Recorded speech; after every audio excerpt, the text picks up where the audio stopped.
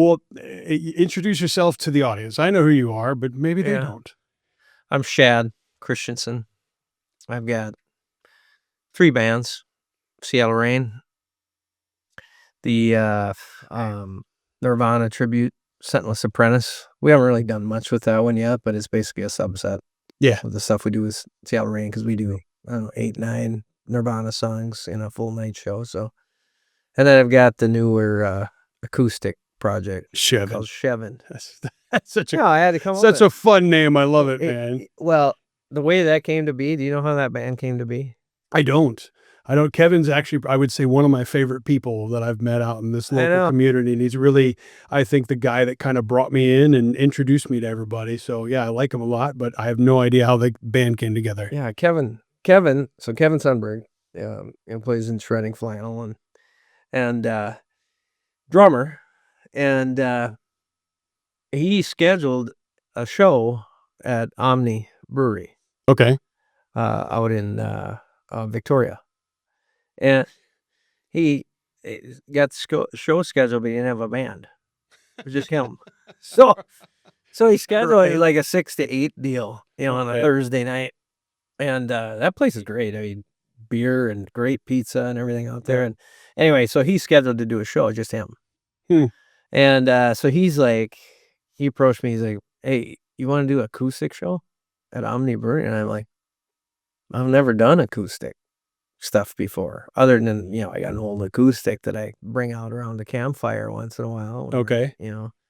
So really, that was a whole new thing for you as well, huh? Yeah. So I was like, "Oh, okay.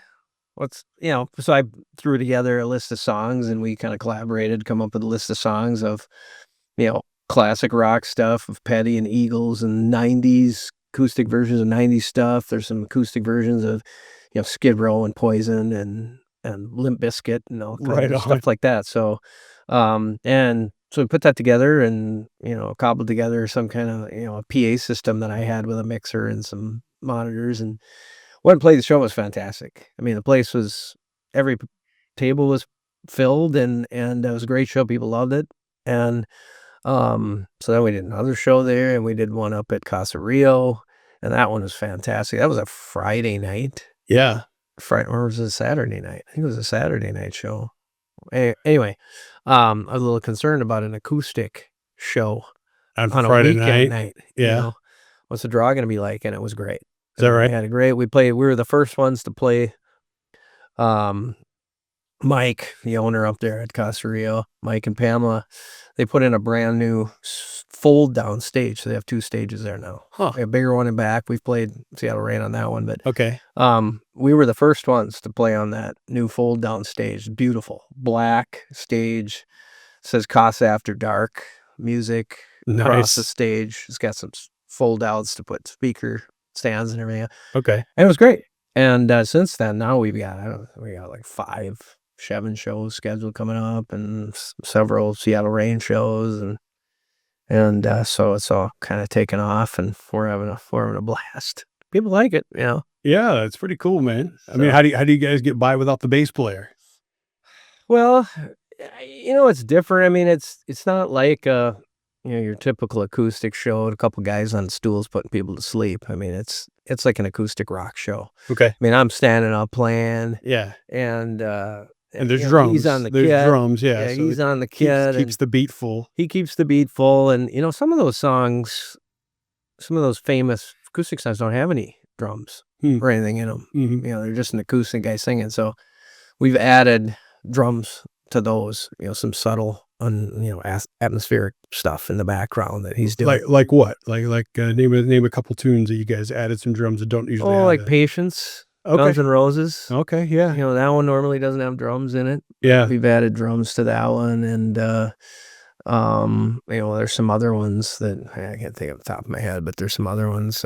Maybe that one's got drums in it. But so, which one of you is a fantastic whistler? Because you can't do Patience without a great whistle. I do the whistling. Do you? Yeah, I do the whistling.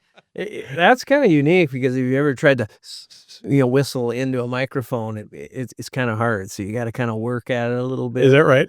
And and the mic that I use is a really high end Sennheiser mic. It's the It's the MD 421, whatever it is. It's the one that Dave Grohl uses. It's the one that Prince used. Several of them, but the thing is very sensitive. I mean, it picks Mm. up, everything, but it really fights feedback. Great mic, but it's, you blow around it, it picks that stuff up. So you got to you got to use some technique to get the patients whistling. And Hmm.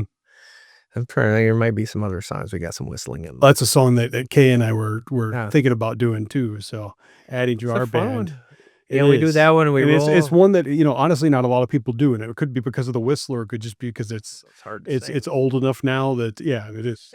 It's one of Axl Rose stuff is one of his not tougher not the songs, right? easier stuff to sing, but we usually do that and roll right into "Used to Love Her." Hmm.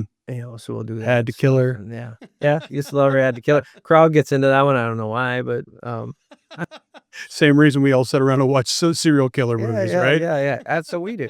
That's what Holly and I do. We Yeah. watch murder shows to relax and go to sleep. So It's funny. There was a meme out there, not to get political at all, but it was basically like I turned off the news and watched serial killer stuff so that I could relax. exactly. About It's right. about the world we About live in right. right I now. know it. That's thank God for music, Right. because music is the escape. Right. Music is what brings us all together, and leave that stuff at the door. Right. None of that crap, no political crap, none of the stuff, the bad stuff's going on in the world. Let's escape for a few hours. Yeah, we played last weekend at the Doghouse, with Strange Days and Nobody's Oh, I remember Puppet. seeing that. Yeah. I was on And that the was 24th. Yeah. awesome. Saturday. Yeah, awesome show. I Hmm. mean, it's super cold out. Yeah. There's other good bands playing in town tonight, but we had a great crowd and had a blast. And it was just nice to get everybody together and have fun and escape for a few hours and forget about what's happening out here around us. But One of the toughest things actually about getting more connected to the local community and knowing different musicians is you've got like 5 friends on any given night playing somewhere, and you have to make the choice about where do you want to spend your time, or is tonight that night you stay home and watch serial killer shows instead. So, yeah, yeah, we yeah, played we on. stayed home this last weekend. Did you? There was some shows we wanted to go to, but it was just cold and crap's going on, and we just needed a night to just sit at home and eat and I feel that, man. drink some THC drinks and relax watching movies. Whatever you can do to kind of get over that cold and just get back into the swing of things, right? Wow. Yeah, and the weekend before with that show at the Doghouse was Strange Days, and those guys, that was good. That was a good. What's your next show coming up? We got February 21st at Shaw's. Okay. That'll be a full night. Seattle Rain. Seattle Rain. Nice. Three 1 hour plus sets, and we're introducing a bunch of new stuff. Nice. Like that one. So probably have like, I don't know, 7 new songs. Probably some Rage Against the Machine. Hey, I love some Rage, man. Some Two Rage. of my favorite songs out of our sets are Rage Against the Machine songs. Yeah. So which one are you gonna do? Can you tell us? Or is it a surprise for that night? Yeah, I'll probably leave that one as a surprise for that night. But Okay, it'll be rowdy and fair enough. and Rowdy fun and and good. appropriate for the time. So, Yes. um, If you've noticed, I get a little rowdy when I have a couple of drinks in me. So I look forward to being there that night. it'll be a good one because we'll have that. I think we're adding some Screaming Trees, Nice. some old school Foo Fighters from the first album. Nice. Some rock and heavy, Yeah. obnoxious stuff. That's our favorite type of stuff. And of course, we'll be doing a bunch of Tool and Chili Peppers and all kinds of stuff. So Yeah, I've seen AC working on some Tool stuff. He does his little drum videos and stuff. yeah, that was, he's just a unbelievable drummer. I mean, he's amazing. He He's is. an amazing musician all around. And singer, and it's just we're so fortunate, so lucky to have him. Yep. The 3 of us in our band, Brandon Ike and Aaron Cole and myself, we couldn't be luckier to have the band we have, because they're like brothers to me. I mean, That's awesome. we get along so well. We have so much fun playing shows, and there's no drama at all in our band. But yeah, Aaron is just, I mean, amazing. But that one song, Anima, from Tool. Mhm. That was one that was the one song that took him and all of us, a while to Yeah. know, because there's just so much stuff going on during that song, and Yeah. the ending of it, we're all doing completely different stuff, and all in time, and Yep. then we got to wrap it all up together right at the end. So that one was one of our more challenging tunes, but sounds cool live.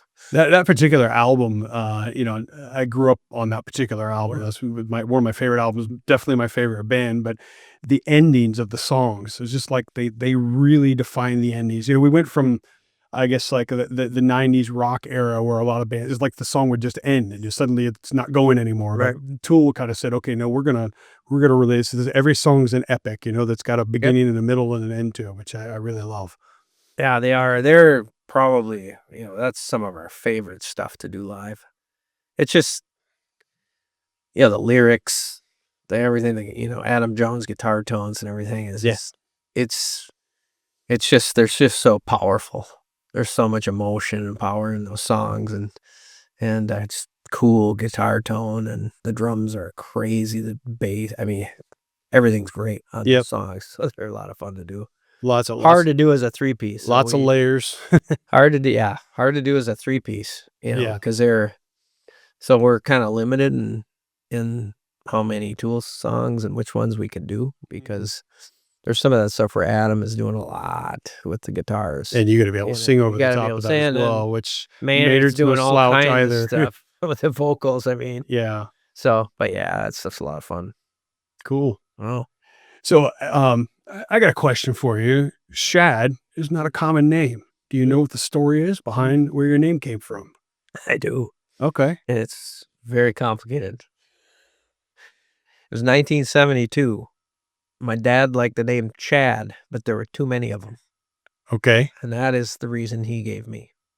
Really? He said, I like the name Chad. There were too many of them, so we switched it up, went with Shad.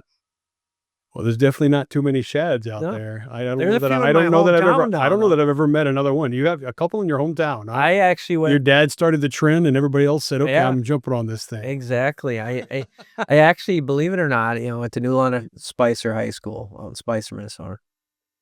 131 in our graduating class. One of my classmates is Shad Myers, Huh. who lives up here in the cities. Yeah, so I went to school with another guy named Shad in my same grade out there Wow. in a small school. So, Crazy. and I know I don't know if he's still there, but the pro at the Wild for many years, first name was Shad. Is that right? Yep. Huh. I never ran into some others too as well, but yeah, it's not real common. There's probably 98% of the people I've met in my life, when I introduce myself, they go, "Oh, Chad." Yeah. So I usually spell it. I say it's Shad, Shad. So, It's not a lisp. It's actually Shad. but I get is it, Shadrach or Shadrach, Meshach, and Abednego, is a biblical thing. And I'm like, no, he just didn't. He liked Chad, but but I get Shadrach, Very cool. Yeah. And mom went along with it, huh? Yeah. She's like, "All right, that's pretty cool. Well, That's unique." yeah. Yeah. It's like, when it's sometimes you can define at a very young age that your son is born to be a rock star. And I think your parents just knew that that was going to happen. Yeah, it's kind of a funny thing, because it's, how I got it started was I always knew I could play Really? from since I was a little kid. Yeah, it was a weird. Like how young when you would you define yourself when you kind of just knew Well, it was going to happen? when Were I you was born with long probably hair and about a beard as well? yeah, yeah, exactly. Well, I had longer hair when I was a kid, but it was like white blonde. I mean, it was like cotton candy. But, Yeah. um, really young, probably, I would say around 1982, probably 82, 82 to 84. I started getting into music. How old would I have been there? I'd been, in 84, I've been 12 years old. So Okay. 10, 12 years old, right around Yeah. that zone. I started getting into Def Leppard, Van Halen, and Do you remember the song that kinda grabbed you one day Well, it or an was, album? Rock of Ages, Photograph, Hot for the Teacher. Yeah. Those are the ones, and some of the Ozzy stuff Okay. with Randy Rhoads at that time, Yeah. and, then Motley Crue came on the scene, but Mhm. when I was young, 10, 12, I'd watch the music videos, MTV, when that first started. I think it was 84 or whatever it was, Something like that, yeah. and I started seeing the videos and the Def Leppard videos and Phil Collin on there with the black Explorer guitar and the British flag shirt, Mhm. sleeveless Mhm. shirt, and, so I got that shirt, the sleeveless shirt, and I started making cardboard guitars. Is that right? Yeah, I started making replicas that looked exactly like the ones on the video. So I made a Phil Collin black Ibanez Explorer, the Destroyer. Guitar Wow. looked exactly like the one he used in the video. I made a Les Paul like Ron Wood from the Rolling Stones, and I Wow. had a Flying V. You I have any had a pictures of I these had these old guitars you I created? I do somewhere, there's Hmm. some pictures of them. But I had another Explorer that was like with Shanker from what do you call it? Scorpions. Mm. And Rock Me Like a Hurricane video when they're in the cage and doing that thing. So I made all these guitars and I actually put uh sewing strings on them. So they had Mm. strings on them and everything. Wow. And they were painted, spray paint, Uh-huh. they were painted and frets and all, the whole deal. And so I had about four of them. These replicas I spent hours and hours to make, so they look cool. And then I would listen to the albums like Pyromania and everything downstairs on my dad's record player, big Mhm. stereo system down there. We had this huge glass mirror that was probably, well, it was probably 8 by 6 maybe. Hmm. And it was leaning up against the wall in our basement. It was just like a mirror to, exercise in front of and that sort of Hmm. thing. Well, I used it for playing the guitars to the music and playing like it was a music video. Mhm. And so we were air guitaring with these little replica guitars, and my friends would come over, and we do that all the time. So we Nice. act like we're in the video, so we'd be back to back, playing, looking in the mirror, watching this, and so we So had you had all the rock star moves at 12, huh? yeah, That's pretty working on cool. them in the mirror, going, "This is how you do it." And then the solo, you down on your knees, and you do all this stuff, and you got a whammy on there and everything, and just kind of replicating everything you do, and all the time, I'm like, I just feel like I could play guitar.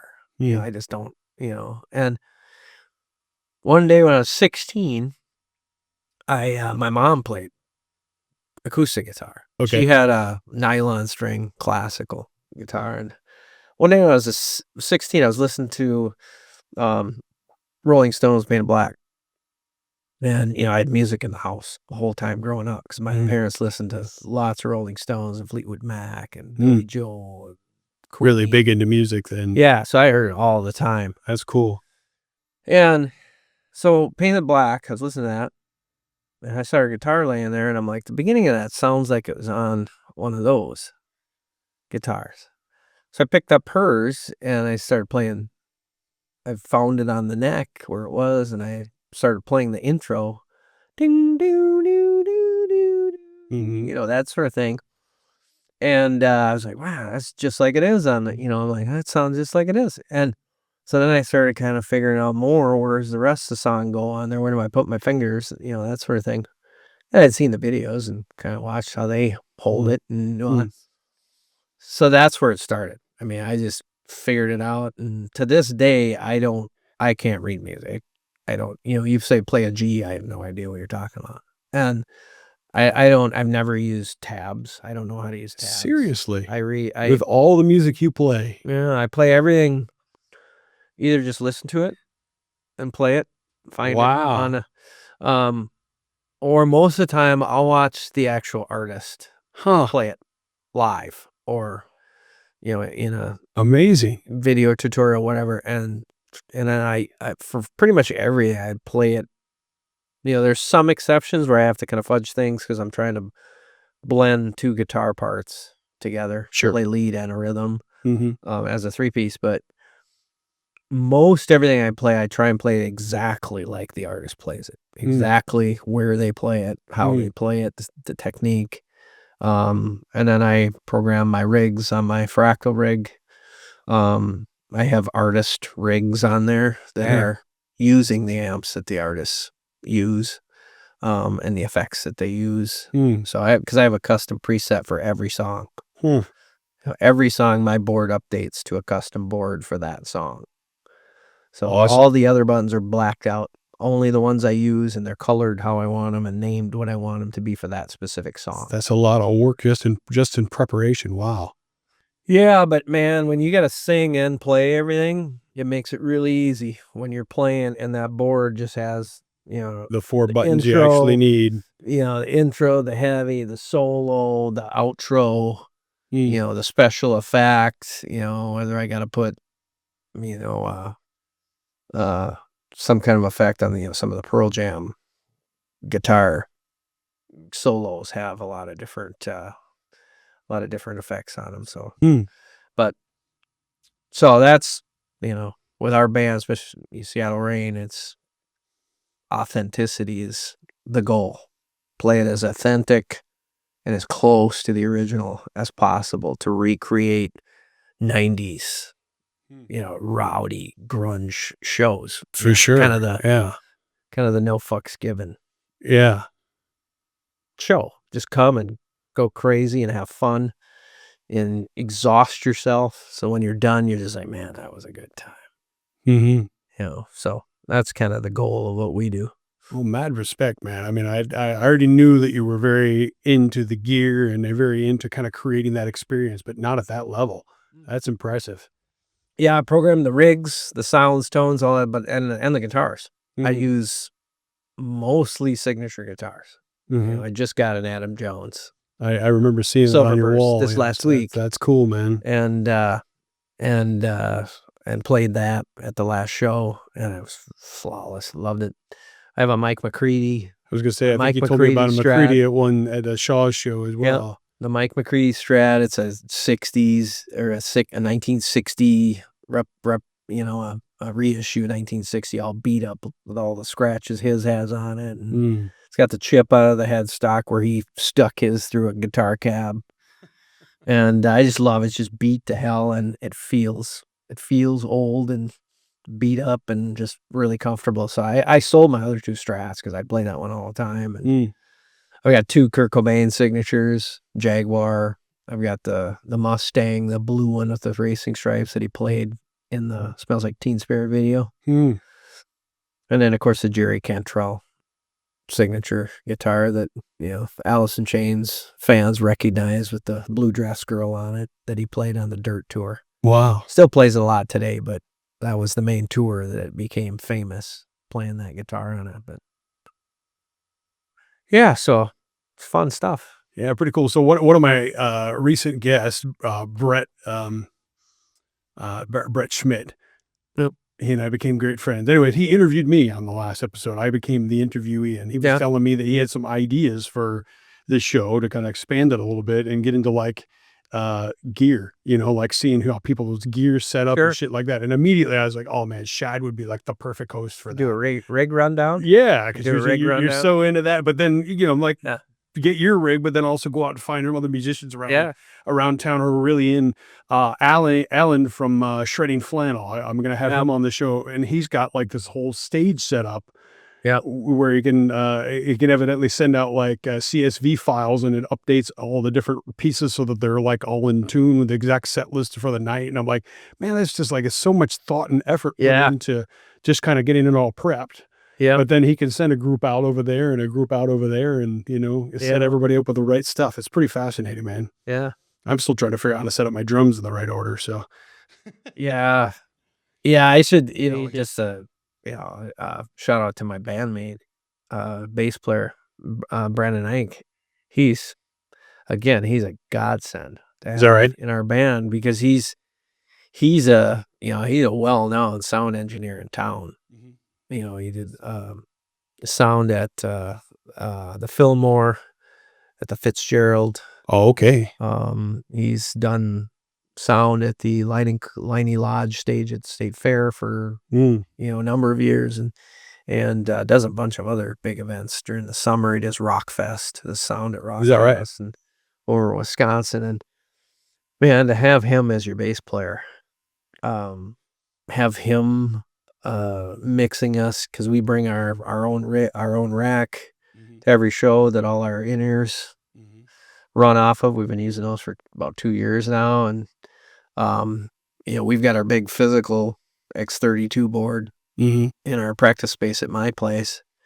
And so we get everything fine tuned in there, and then he just copies it onto the rack version of it and bring it to show us. So we're pretty self-contained when we show up in terms of our sound and our mix, because he's just runs a split, sends a split to the front of the house, and yeah. makes it easy for the sound guy. Do you guys run stage monitors as well as a backup, or you're only in ear? Only in ears, Okay. only in ears, and then Brandon and I run cabinets on stage. Mhm. We don't want a silent stage, because then, people in the front row get kind of a shitty experience Mm, with silent stage, because then all your vocals and everything, or guitars, vocals, and everything are coming through the mains. mhm, And, if they don't have that front flooded enough, that front row, all they hear is the drums, hmm. So, A sound guy just told us that this the past weekend, so I was curious how you guys are running it. yeah, we have my cab, I either run a 212 or a 412. And then Brandon's got his bass rig cab. So we've got, a nice balance coming out from people in the front row there. Mhm. They got to get enough of the vocals from the mains to, to join in with that. But yeah, it's nice. And I have to have a cab, because I want to be, even with my in-ears, I want to be able to feel it behind Mm, me, feel it in the floor. mhm. And I do it a lot with feedback effects and stuff like that for some of Right. the Tool stuff and Nirvana, Yeah, yeah. and a lot of Makes that's sense. got different, and intros, outros, parts during the song where you're trying to pull that feedback out of there and have it hold. And so I gotta have the cab there to be able to do that. I wouldn't be able to do that with a silent stage. So Yeah. and I don't, we're our goal is to be as authentic as a grunge rock, heavy rock, 90s grunge band as possible. So Right. we want that kind of experience on stage. We kind of try and get into the personas when we're up there. Sure. So yeah, I'll change how I delivered things and how I play and different mannerisms and stuff according to the artist we're playing. Yeah. After watching the artist play live, and kind of imitate them, Mhm. sort of the attitude and the way they move around the stage, that sort of thing. So, So what was it, in working on that, kind of building their personas and stuff, like, what do you think kind of like the toughest nut to crack was?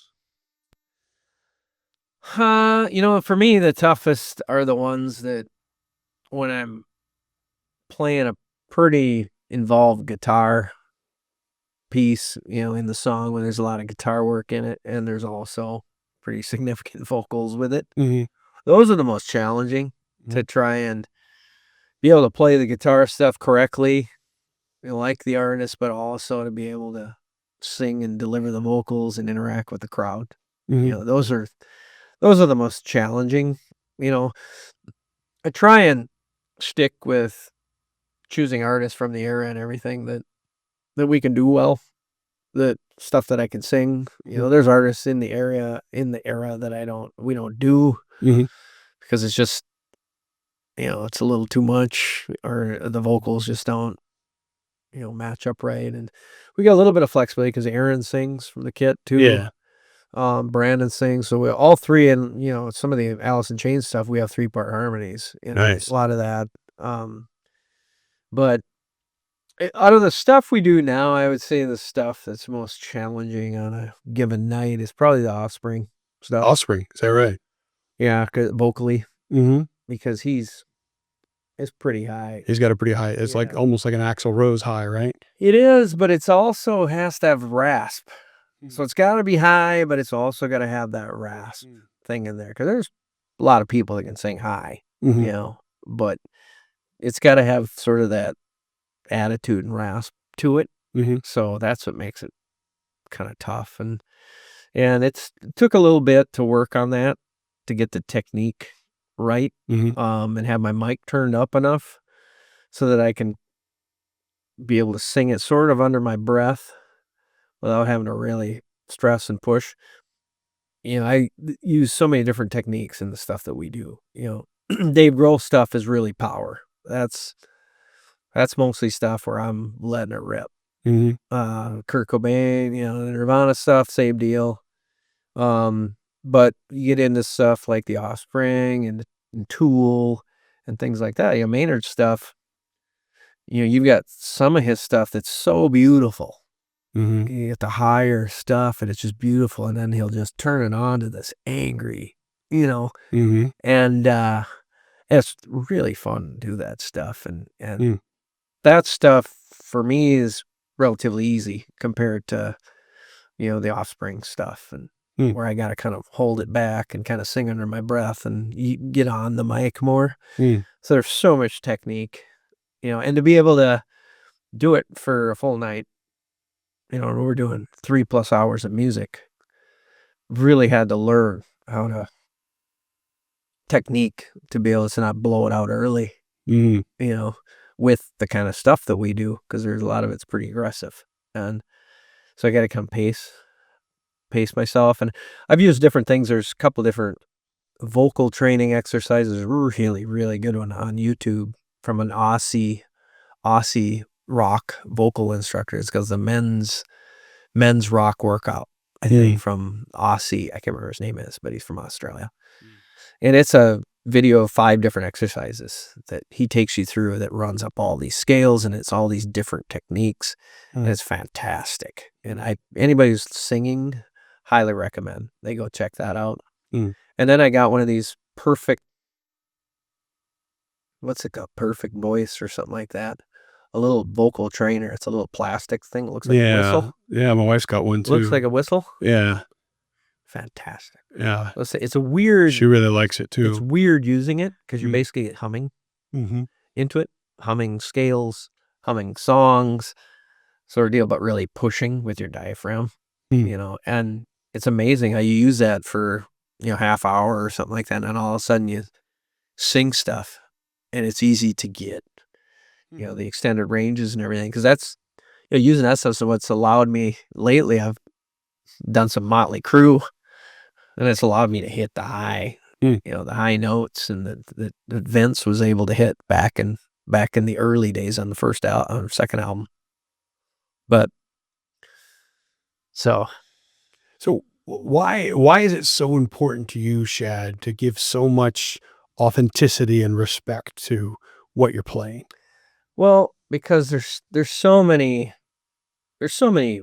weekend variety bands. There's so many of them, Yeah. and there's a lot of good ones, and they play everything. It's across the board. It's all, and they're really fun. And then you go to a bar and it's sort of a party band, dance floor sort of thing. Um, that stuff I like to go do that. Holly and I like to go do. Holly loves to dance, and we do all that, and it's really fun. That's not what I want to do musically. You Mm. know, I want to do stuff that's like a rock concert.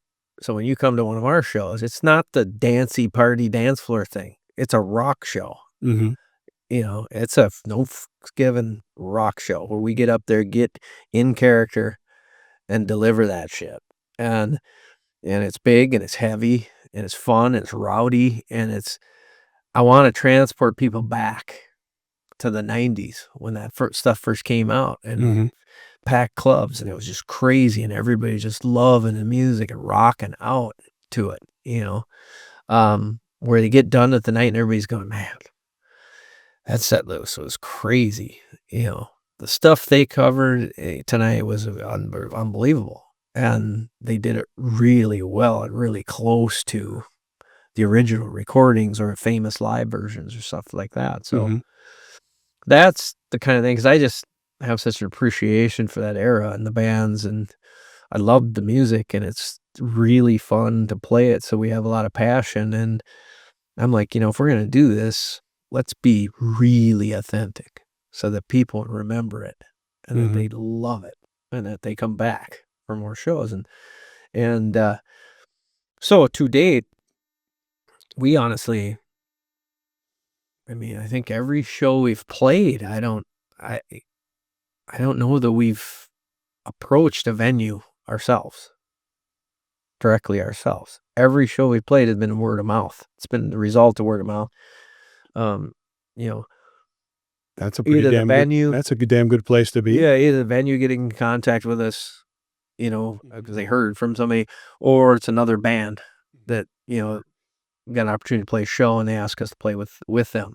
And Nice. so we've had the privilege to play with. I mean, the lineup that we've played, the people we've played with the last 2 years in the venues has just been fantastic. I mean, we've played pretty much all the venues we've ever wanted to play, Right. and just played the red carpet this last, a few weeks ago, right before Christmas, and then we've played with 10,000 Days and Queen of the Reich and Sir Psycho and Via and Strange Days and Mhm.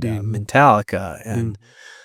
and those are bands that we really admire and Mhm. that we love to go see ourselves. Mhm. So be able to do shows with them and Strange Days. I used to see them all the time back in college. Is that right? They used to play out in my hometown, Spicer, out in a place that was called Melvin's. It's Absorbance now, but on and they just unbelievable shows out there where the place was just packed. Hmm.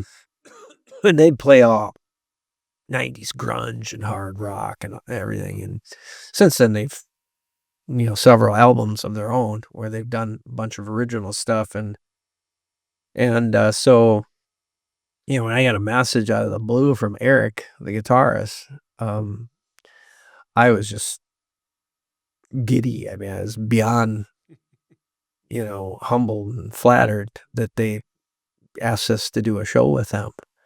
And so it was just a blast doing that show with them, and we'll probably end up doing several more with them because we really had a lot of fun. Awesome. Yeah. Awesome. So, 12-year-old Shad with his friends in front of the mirror, just rocking out air guitar. Where did it go from there? Did you form a band with these friends or what? No, I was 16 and I, picked up my mom's guitar, started, kind of figuring it out. But then I bought my first guitar, just a cheap little Samick white single humbucker rock guitar with a little crate 15-watt amp. Okay. Bought that in Wilmer, Minnesota. Brought it home and just started playing it. Started learning all kinds of stuff myself. And then I went to college, and well, before that, but for my 18th birthday, my mom, my parents got me an Ibanez RG 470, all black hardware, unbelievable. I still have it to this day. Great Is that guitar. right? It's my first really nice guitar, and then I ended up seeing on I think it was the Metallica Cutting Stunts, the box set. There's a one show in there where Kurt Kirk does a guitar solo on a break, and for the guitar solo, he's playing the exact guitar. He's got a black Hmm. Ibanez RG 470. That's the first and only time I've ever seen him play an Ibanez, and Hmm. it was the same one that I had. So, and I was a big Steve Vai fan at that time too. So I was like, oh my god, an Ibanez, dual humbucker, a single in the middle, man. This thing's, it's kind of like Steve's, sort of thing, but. And then he came out with the 7-string one with a hand thing on it, and I couldn't do that, but so then college ended up playing, just jamming with a bunch of people in college, and playing a few times with some different bands. Nothing, regular, but just play guitar all the time and played at parties and different get-togethers and acoustic stuff and electric stuff and did that throughout the years and got later in life and I was like, well, and in those early days in college, I hung out with a lot of bands, in the band scene. But never really quite got into one, huh? Right. I was more of going to shows and seeing shows, and I've been really good friends with, Johnny Clueless, Steve Brown, and, Stacy and Eric and everybody there, and still really good friends with them to this day. Like to see they usually do a show or 2 a year, but, um and in the scene, but then, later in life, I started dinging around with, got on Band Mix, Mhm. kind of Facebook for Yeah. musicians, and I ended up hooking up with several people in there, ended up jamming with a bunch of different people off Band Mix, and, um, that kinda took off, and then it was, uh, it was kinda right as COVID was kinda was starting.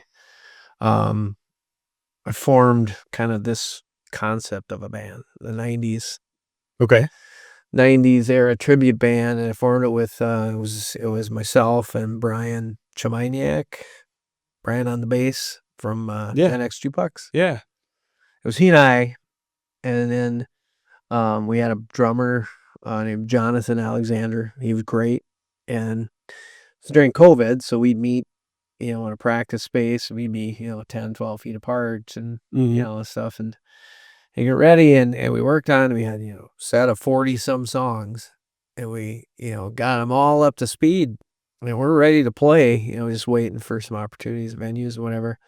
Um, well, then Jonathan got an opportunity in Memphis, job opportunity, and he Hmm. had to leave in 2 weeks. Hmm. So we had to start over again. Hmm. And we got another drummer named, Alex Schollert, younger guy from, he was on the drum line at the University of Minnesota. Great drummer, Hmm. great drummer. He sang, um, great playing with him, got up to speed on all the songs, and we played a showcase at Route 47. Then we played a show at the Amsterdam, St. Paul. Mhm. And the week before we played the one at the Amsterdam, he told us he got a job opportunity. We had to travel 90% of the time. Mm. So he had to quit. Wow. So then we're like, Jesus, right? Well, then at that time, Brian was working with some stuff with, the Chris Hockey band, and they were doing some stuff in the studio and recording some stuff. And he was pretty busy with that. And he's, yeah, I don't really have time to, go and try and get another drummer right now, So we're just kind of gonna put the project on hold or whatever. Well, then I got What was the genre of music? Was it the '90s it thing was already that you're trying to same, put it together with yeah, him? Yeah. yeah. Okay. It was originally called, band was originally called Generation Angst. Angst. Okay. Yeah, for the angst of the I 90s, like whatever. it. I like it. And, so then it was like a day after, 2 days after Brian and I had that conversation where he's like, "Yeah, I'm gonna be concentrating on this studio stuff that we're doing." Um, well, then, um, Brandon contacted me on Bandmix. Hmm. And on Bandmix, my profile had said, "Here's my influences, here's my gear, here's videos playing, and, here's my vision, what I wanna do with the band." And Brandon was like, "I like that vision." He's like, "I'm into that." Hmm. He's like, "Yeah, let's get together and jam." And Brandon and I got together and jam, and it was great. I mean, Perfect, it huh? was perfect. Hmm. He's both him and Aaron are amazing musicians, but they're even better people. Hmm. They're such great individuals. Like I said, I love them like brothers. And so Brandon and I hit it off. We're like, "Oh, let's do this." Well, then, it was at that time he knew this Alec Scholar, young kid at the U that, wanted to play in a band. And that's how that got formed. Well, Hmm. then it was Generation Angst for a while, and then, then Alec had to quit, and then, Brandon and I were at a jam at Shaw's, and we did a couple Alice in Chains songs with Aaron on drums, but he was in the house, Mhm. in-house drummer, and, we played it was perfect. I mean, I can't remember, it was like a Rooster and Wood or something like that. And we were like, that was great." And Brandon was like, "Man, that was great playing with Aaron." Aaron and I were just locked in together. And I was like, "Yeah." I was like, "That was pretty cool. We got done playing that night, and Aaron was like, "Well, that was really fun." I was like, "What do you guys, you guys have a band?" Like, as a matter of fact, we're looking for a drummer. I'm like, "Here's kind of the set list we got." And I showed him, like a 40 some song. And I'm like, "Would you be interested?" He's like, "Yeah." He's like, "Well, let's take like 10 songs. And why don't you come over and jam with us? We'll do like 10 songs." Well, first time he came over, we ended up playing 25 songs. I was gonna say he's probably locked in Oh already. yeah, Eh? it was like 20. We rattled off 25. We could have played a show that night. Mm-hmm. I mean, it was just great. And so ever since then, it's just been so much fun playing with those guys. The Three Amigos, huh? Yeah, I love it. yeah. Cool. So that's fascinating, man. So you really never, you never even took a shot at it a whole 100% until kind of a little bit later in life, Yeah. COVID time, if you will. Yeah, I Wow. actually, right at the beginning of COVID, um, right before COVID hit, um, I actually was recruited by, Legacy the Loud to Hmm. sing for Legacy the Loud. Okay. And, uh, I ended up, they ended up selecting me and another friend of mine, Josh, um, as singers, because we want to have multiple singers in that band because Mhm. it's pretty challenging stuff and it's Mhm. it's medley and so we were gearing up and going over everything and a bunch of practices and rehearsals and getting ready, but it was COVID, so it was like anybody playing anywhere, but it was gonna start opening up pretty soon, but um I ended up getting a virus in my vocal cords Ah, man. and yeah, it messed up my vocal cords for probably 6 months or more. Wow. And so during that time, we basically had to part ways because Hmm. I couldn't sing more than 5 songs, 4 or 5. And Mm. even the 4 or 5 were hard to sing at the time. I had no endurance Mm. and it just stayed there for months. I mean, it just took forever to go away.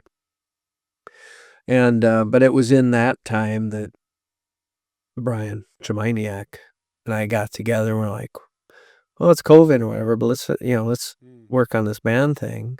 And, and then we got Jonathan and we started, and it was great. But Beginning of the story, huh?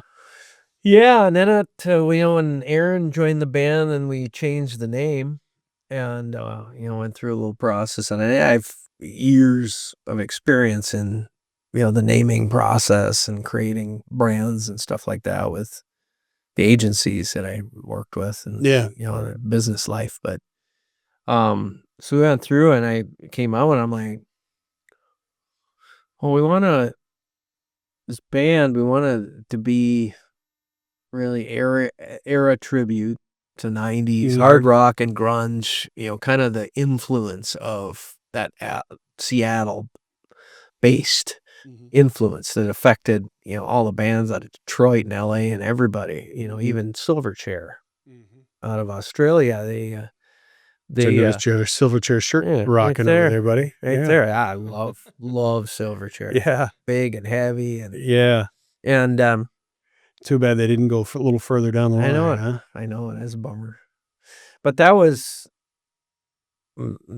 that was really it. Is okay. We want to have this. This is the vision for the band. It's good. We're not gonna do any, the softer, poppier stuff.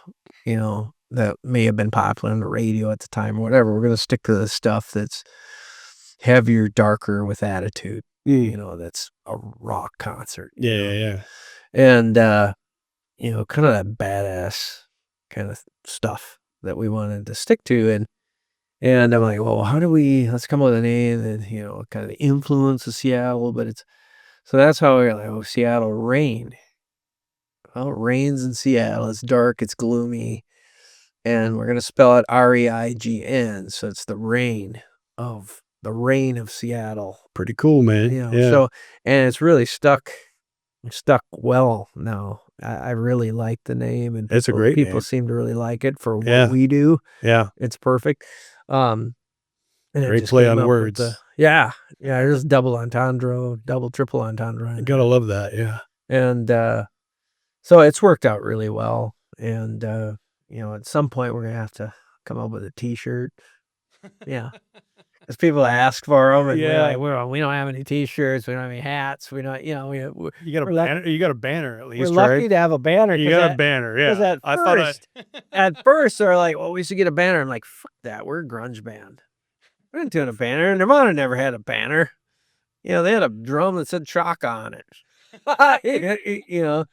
So that was at first, it's like, we're gonna be stripped down, we're not doing anything, highly produced, it's gonna be and then I'm like, "Well, I suppose we gotta have something, up there, people but need to let's" know where to contact you. Yeah. Yeah, but let's make it simple. So it's just Shadow Rain across the banner, it's sort of dark and gloomy, colors sort of similar to the Blues and the Nevermind album, Gotcha. that stuff, and so it's worked out. It's worked out well. I love the name. I'm thinking of a T-shirt design that would, have like the name Seattle Rain, and then maybe I've got a T-shirt that has a list of like Staley and all the different vendors, the All the list of people who made it up. Yeah. all the main name singers and Yeah. guitarists and stuff like that. I was thinking about a shirt that has like the name of the band and maybe those names down the back of the shirt or something like that, and Cool, man. something like that. Well, one of these days we'll get into have some kind of marketing. Well, let me and my wife know. We'll do a T-shirt tour around town for you. Yeah. I don't know if you've seen our little T-shirt Yeah, I tour. have. Good I for have us. seen that. I have seen that. Yeah. Yeah, Uh, we got to come up with something that people want to wear, and I think they would want to wear that one because it have For all sure. the famous names on the back and Yep. our name on the front. And Yep. oh, And it's totally what you guys are about, man. yeah. All right. So last bonus question. I ask everybody, Yeah. who do you recommend should be next on the show? Who do you nominate? Me personally, I would like to see Brandon on here. Okay, let's do I it. would love to see Brandon on here. Awesome. Have him talk about Maybe his we'll do influence, one because he was Maybe we'll do one with all three of you guys in here. That would be Yeah. great. That would be great fun. yeah, Yeah. that would be fun. That would be fun Kick because the ball around a little bit. Yeah, because we all have it's such a good blend of 3 different kind of Mhm. personalities. Yeah, especially when you guys get along so well. I'm sure we'd have some great fun in here. Yeah, the level of respect that we've got for each other, and it works so smoothly, and we have so much fun doing it. But I would like to see Brandon there because Brandon was actually a guitarist Hmm. before he started playing bass, and when he contacted me, he's like, "I've only been playing bass for like a year."